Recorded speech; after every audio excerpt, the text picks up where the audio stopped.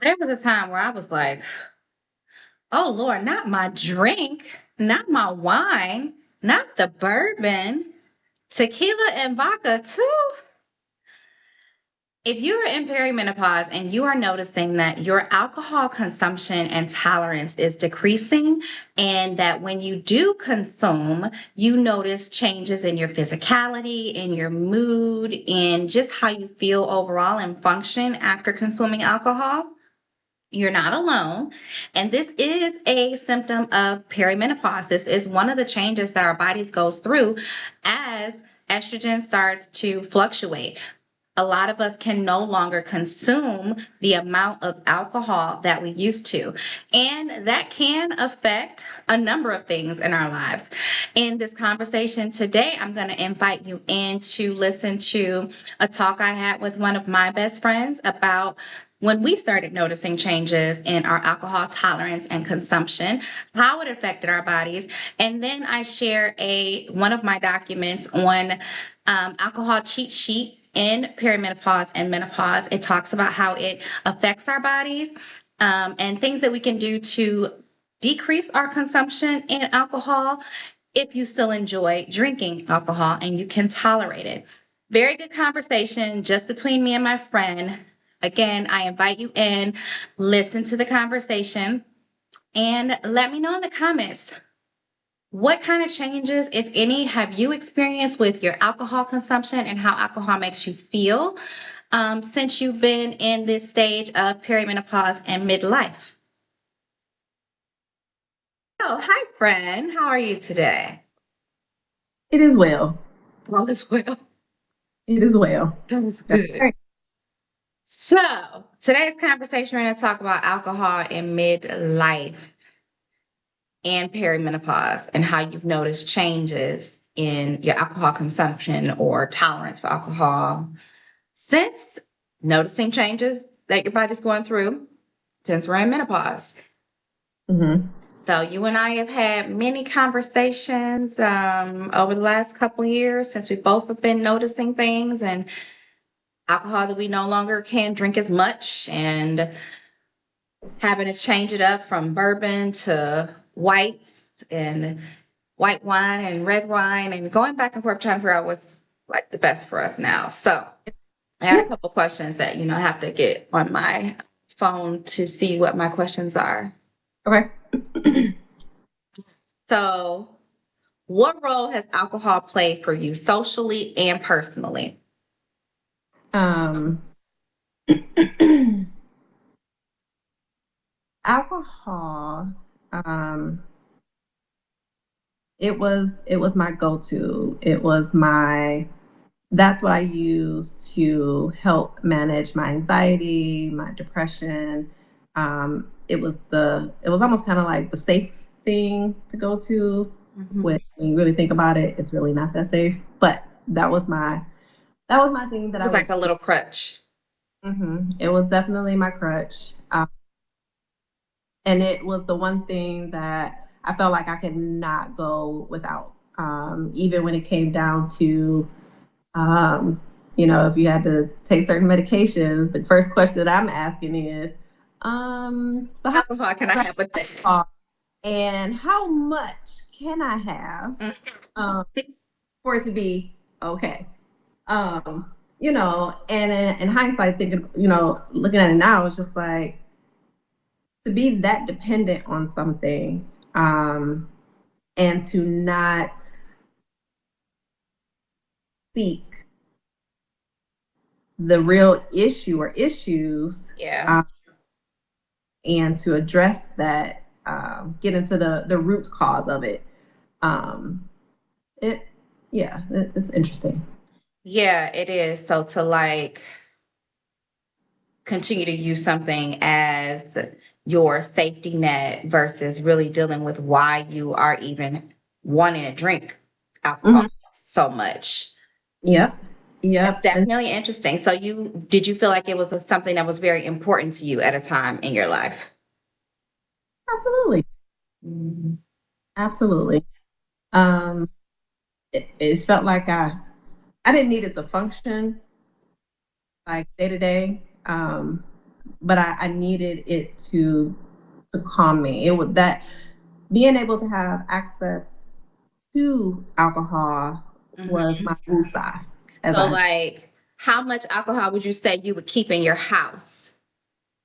we always had alcohol, Mhm. always. If we Do you didn't have think that plays a alcohol, role, right? So, like, if you always have alcohol in the house, how much of a role does that play for you with drinking it?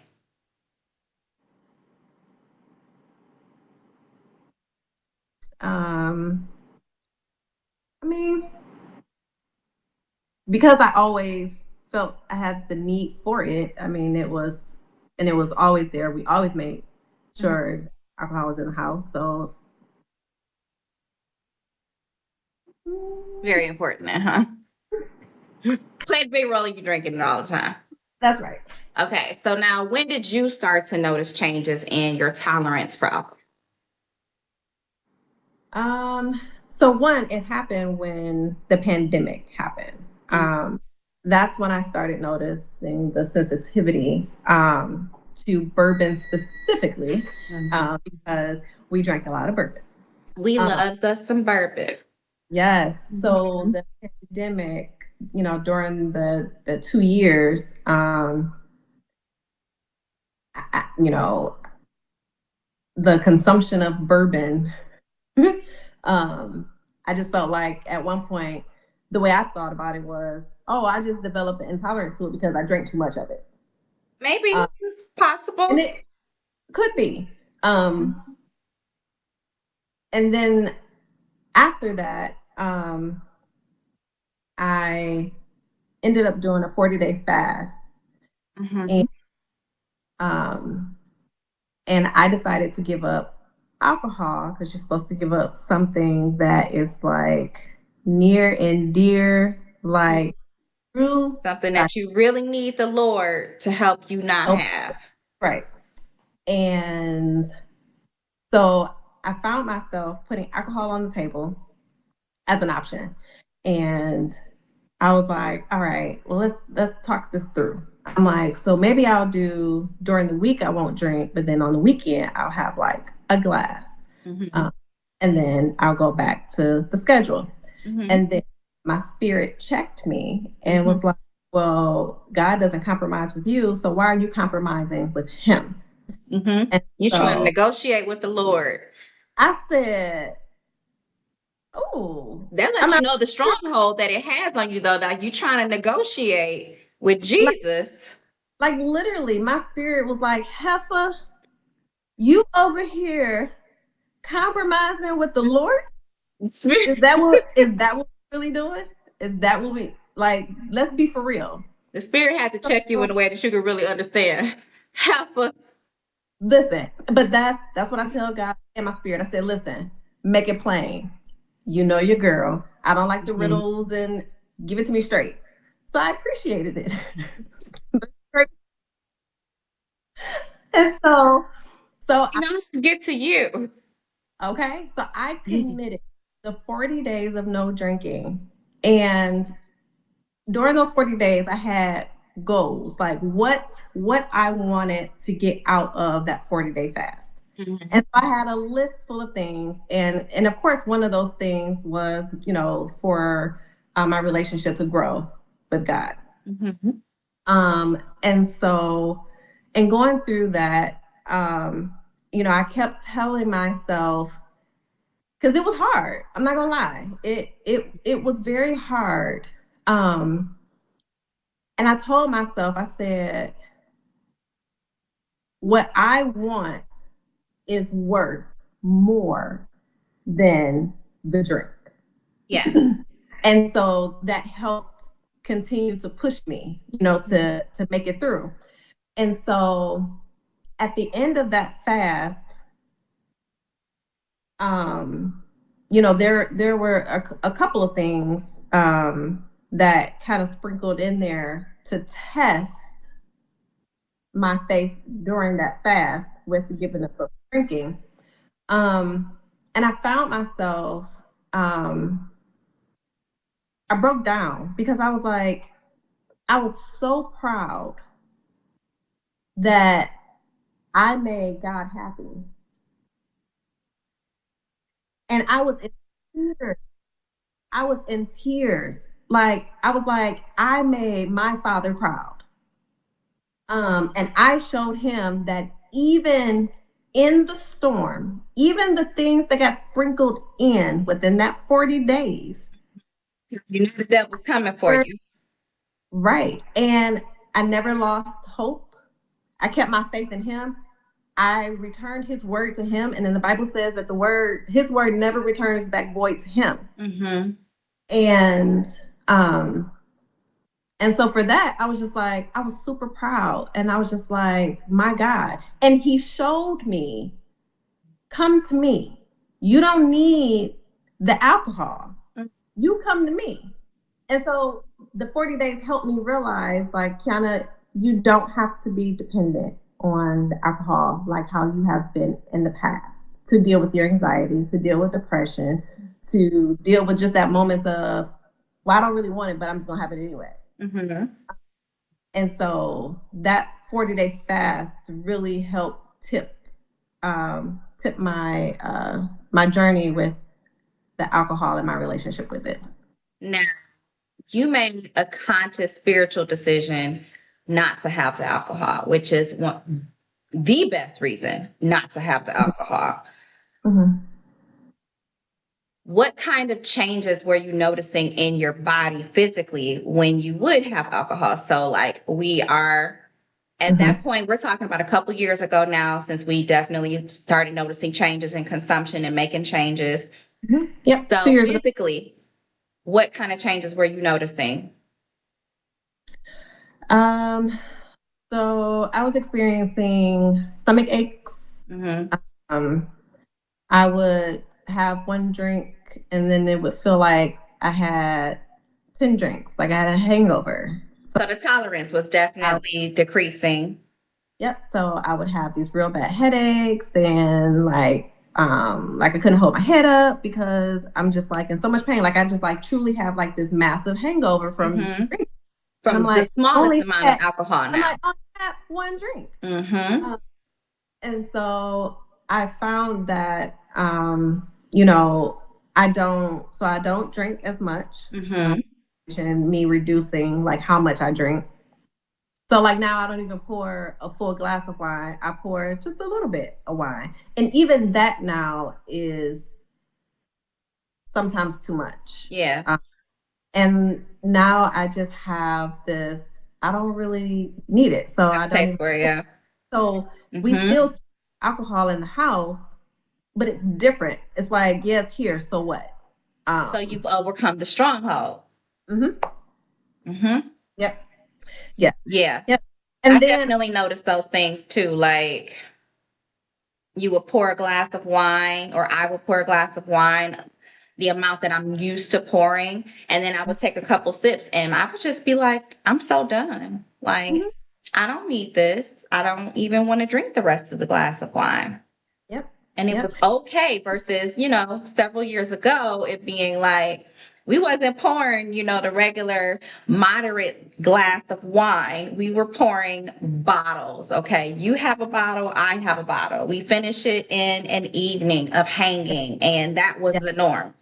Right. Right. And then, and so in that, in all the drinking, not realizing, um, health wise, the effects. You know, I've been struggling for the past 5 years with my blood sugar. Mm-hmm. And so me not realizing that what I was drinking, all of the sugar All of the sugar, from all the every wines, morsel matters. all the things, all these flavored drinks Mm-hmm. and all these different things, and not realizing that um, you know, you're hurting yourself. Mm-hmm. And so it's All like of your the body, other work that you were doing to get your blood sugars down, you were hurting it by still consuming the right? drinks and the So sugar. I'm starting to work out. I'm doing the things. I'm eating a little bit better, but I still had this drinking thing over here that everything I was doing, it was taking that out, all of the work that I was doing. Um, and it made me feel like, well, now I feel defeated because I'm like, well, I'm putting in the work, but in all reality, no, Kiana, you're doing, let's just say, 2 out of the 3 things of the work that needs to be done because it all goes together. Mm-hmm. So not only do you got to work out, but you also have to eat right. Mm-hmm. But then And you also drink have to right. watch alcohol Mm-hmm. consumption. And so it made me realize and really look at, are you consuming more alcohol than you're drinking water? And shouldn't your There's water actually come some tips that more? in this document I'm going to go over in a minute here that talks about how you've already kind of made some of the changes and realized for yourself why in menopause and middle age, like we should not be drinking as much, or the things that we can do to help ourselves not drink as much, because there's nothing wrong with engaging. Yeah. Like, it's perfectly fine to engage, and it's perfectly fine to like alcohol. But Mm-hmm. when you get to a certain point in time in your life, you have to make some changes for like the greater good. Mm-hmm. So, what have been some things that you've done to balance out your alcohol intake now? Uh, as in to like not have it as Not much. have it as much. Hmm. Um, so Decrease I like consumption. those. So yeah, decreasing my consumption. Now on the sugar tip, Hmm. picking things that don't have sugar. So Which a is little not the easiest, but it's possible. correct. So I'm like, I'm gonna be an adult about it. Like, okay, you know better, you do better. So if you know you need to reduce and watch the sugar, because for women, I think we're only supposed to have what, like 25 grams of A sugar for day. the whole day. A The day. whole day. And so now I find myself like, okay, what tequilas don't have Hmm. sugar? What vodkas don't have sugar? So I'm making better choices in that sense um, for that. But as far as the alcohol consumption, I work out now.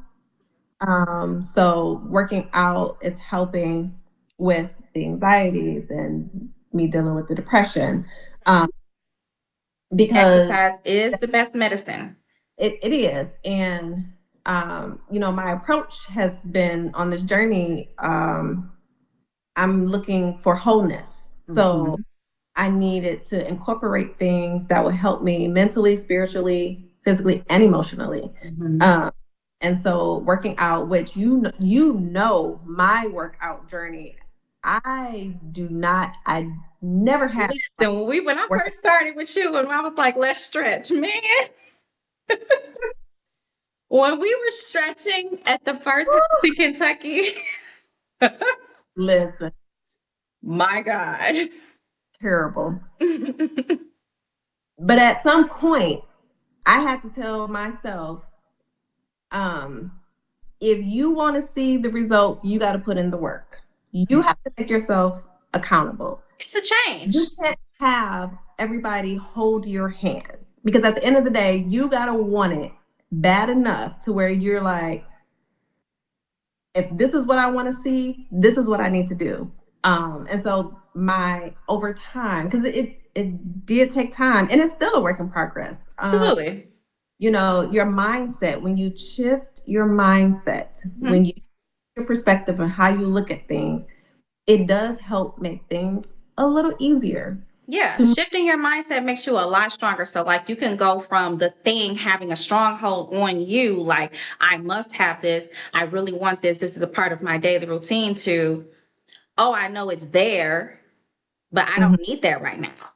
And then mhm, in another moment, you can be like, I know it's there. I consciously want to have it right now, but it mhm, doesn't have a stronghold on me any longer. And that's huge. mhm. Because it was nothing for me to, in dealing with my anxiety and the depression. Like, there were some days where it would hit me in the middle of the day Mhm. and feel like it's about to take me out. Mhm. And I would go pour me some wine Mhm. in the middle of the day, Mhm. and I would start But I just told you, hey, what did I do? Oh, I threw it away. I just held up a V8. I had a Your V8. V8 juice, yes. I chose the Because V8. we are of the V8 drinking age. Okay. Mm-hmm. Lord, never knew I would ever be drinking a V8. I can't stand that. But making better choices. Mm-hmm. Excited for recognizing my growth, and celebrating the wins, because it's not easy. Now, Uh, can have an effect on your mood too. So, like you just talked about when you would feel anxiety coming up and you would go pour a glass of wine, it could be the middle of the day. Do you remember any times where, say, you had that moment, you had that evening, and then maybe the next day you felt some mood changes or joint issues? Like, did you have any of that after? hmm. Man, I have a whole lot of stuff. Let's see. Um, Typically, I'm a morning person. Mm-hmm. Ooh, we is how we best friends, and I'm the opposite, but go ahead. We know this. So I'm always like, the chipper semi person in the morning around here. Everybody else is not. Um, but I don't wake up. I wake up just feeling like, just blah. Um, And I don't feel as clear. mm-hmm. Um, Which is another reason to watch what we're doing and consuming in perimenopause because the cognition, it mhm. be moving, it be fluctuating. Yeah. I'm trying to think what else. Um, well, and shoot, and the other thing is me getting up, going to the bathroom like three and Mm-hmm. 4 times. Like, what the fuck is that? Like,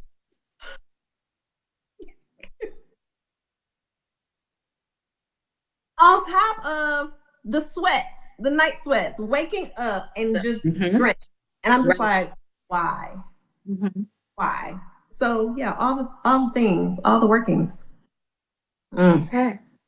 That was a Mm-hmm. lot. I definitely noticed joint pain a lot after drinking wine, and that made me decrease how much I drank wine because my workouts are always going to be what I'm choosing first over anything. And it would be like the next day, I didn't have a good workout. I could feel it, my bones, my joints were aching, and I would be like, what the heck is this?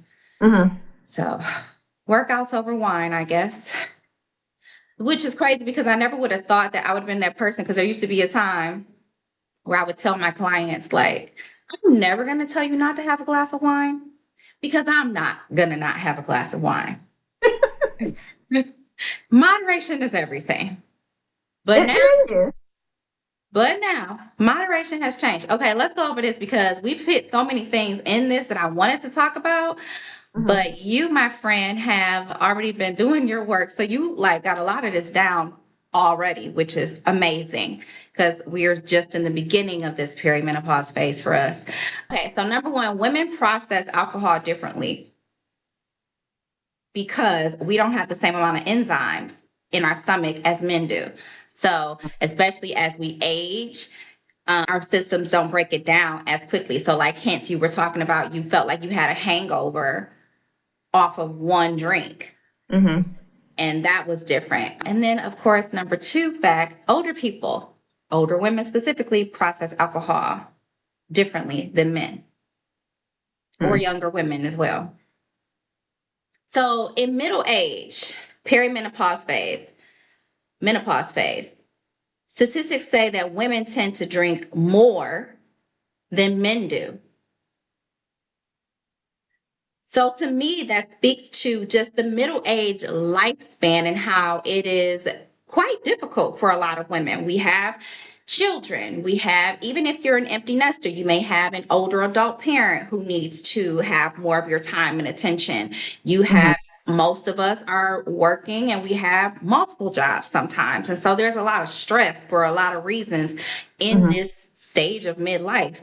And so to me, no wonder a lot of us are drinking a lot during this time period. But I just think that speaks to the stress and Mm-hmm. why we need to learn how to deal with our Oh, stress in different ways. because of how alcohol affects the body. So, fact number 4 on here, alcohol poses wide body effects. So, like when we hit middle age, we are more susceptible to muscle loss and bone loss. And once we're in the menopause phase, we're more susceptible to osteoporosis and heart issues and cardiovascular issues. So, if someone told you right now that because you're drinking so much, it's causing you to have high blood pressure, it's causing you to be leading toward having some heart issues, like in the next 5 to 10 years, what would you say to that? Well, that would be my response. Why, and what prompted that response? Because following that, it's just like, you know what you're supposed to say because you know what you got to do. Mm-hmm. And And I would have to give it up. Because at the end of the day, I want to be here. Choices. So I can't be selfish and not be proactive, take care of myself for something that could potentially take me out. Take us out early too. Yeah, these things take us out way earlier than we necessarily need to be. All right, so here's a list of things because I want to get to this little slide down here that talks about what moderation and what it looks like, because it looks way different from what most people think moderation is, and it blew my mind when I saw the chart. So anyway, alcohol consumption has loss of brain function in women, higher cancer risk, more hot flashes, disrupts our hormones, weakens our bones, fragmented sleep, dehydration, water retention, slows our exercise recovery, which is what I was talking about, and then, of course, has effects on our liver function. So here's it. Moderate consumption is less than many people think. So, like the doctor will tell you, 5 to 7 drinks a week or 1 drink a day is like moderate consumption, right? But that's for most people. Now we're talking about us as women over 40 in menopause, perimenopause, middle age lifespan. Moderate is not the same for us as it is for regular people. Now, look at this chart. 12 ounces of beer, 8 ounces of malt liquor, 5 ounces of a glass of wine, 3 ounces of fortified wine, and I'm only saying only because this would be like our drink of choice, a shot of bourbon. 1.5 ounces is what's considered moderate. So we're out at a jazz club, we're at a restaurant, wherever we're hanging out, and they give us this 1.5 shot glass, and that's all you can have for the rest of the evening. How you feel about that? It wouldn't happen.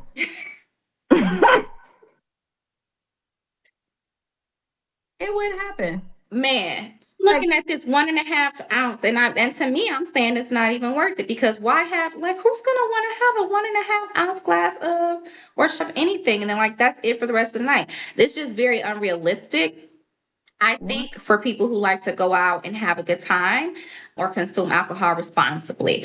But that is, if you're gonna have it like in moderation, that's the recommended dosage.